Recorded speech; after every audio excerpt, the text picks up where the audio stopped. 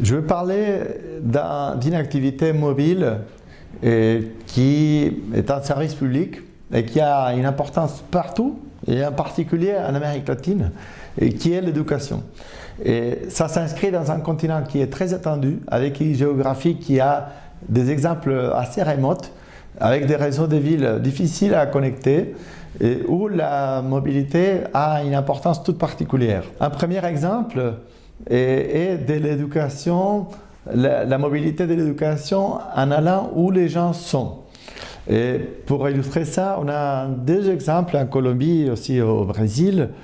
Et par exemple, un centre d'attention intégrale pour les soldats des forces armées qui ont sorti du conflit, qui doivent se réintégrer à la société avec l'armée, par exemple, où on fait des activités d'apprentissage dans des nouveaux métiers.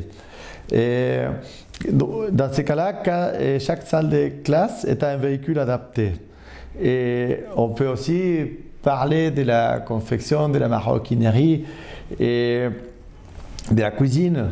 Mais on a aussi d'autres exemples, comme au Pérou, où c'est un musée scientifique itinérant qui permet de démocratiser un équipement sophistiqué pour aller apprendre les enfants à interagir avec des jeux scientifiques.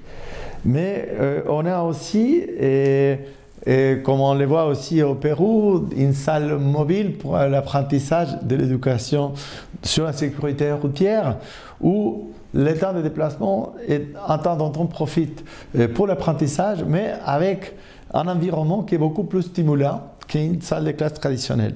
Et cet exemple est aussi porté à une géographie beaucoup plus vaste par l'école d'architecture de l'Université de la République en Uruguay, qui va un peu partout dans le monde, et ça fait 60 ans, et où les objets, ils interagissent avec les objets de l'éducation là où ils sont.